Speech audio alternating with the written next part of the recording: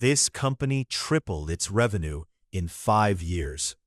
Headcount grew from 400 to 2,500. Clients were happy.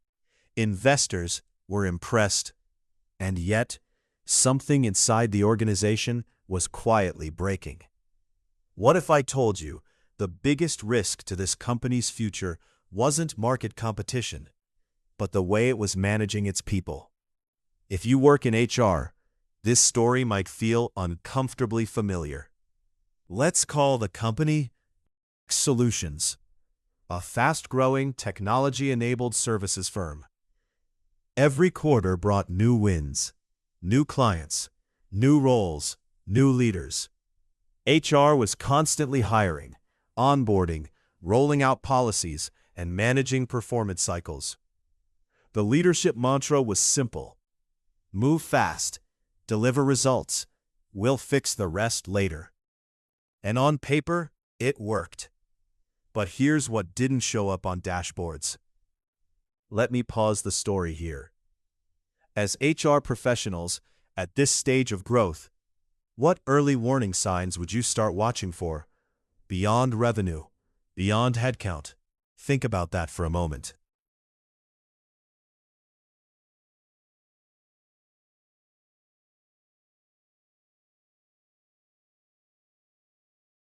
Six years in, the cracks didn't arrive loudly. They arrived quietly. High performers started leaving. No drama, no noise. Middle managers felt stretched, but couldn't explain why. Engagement scores dipped slightly. Leadership called it normal in growth phases. Exit interviews told a different story.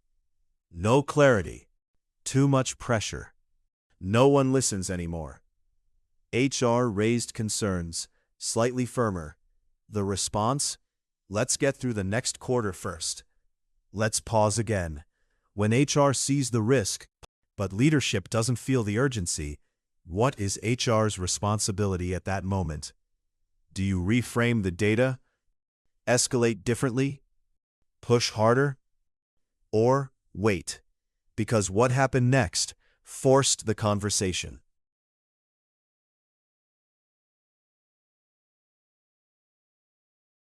One quarter later, everything surfaced at once.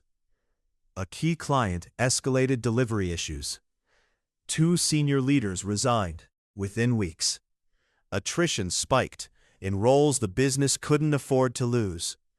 A leadership survey revealed low trust and widespread burnout. For the first time, the CEO turned to HR and asked, "What's really going on?" HR finally had attention. But now, they also had pressure. This is the moment that defines HR's role.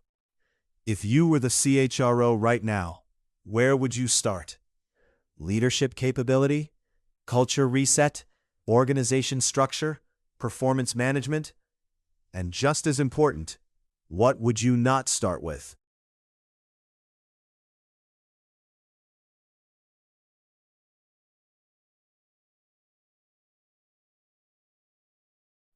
HR didn't launch 10 initiatives. They made one clear statement: firm calm. This is not a people problem. This is a people strategy misaligned to business growth. Leadership expectations were redefined. Managers shifted from task owners to people leaders. Collaboration, capability building, and engagement tied to business outcomes. Growth slowed slightly that year, but stability returned. A year later, the CEO said something HR leaders rarely hear. "We thought people strategy supported business strategy. We learned it is the business strategy." So here's the real question for all of us in HR. In your organization today, where is HR still reacting when it should be architecting? Because growth doesn't fail first. People systems do.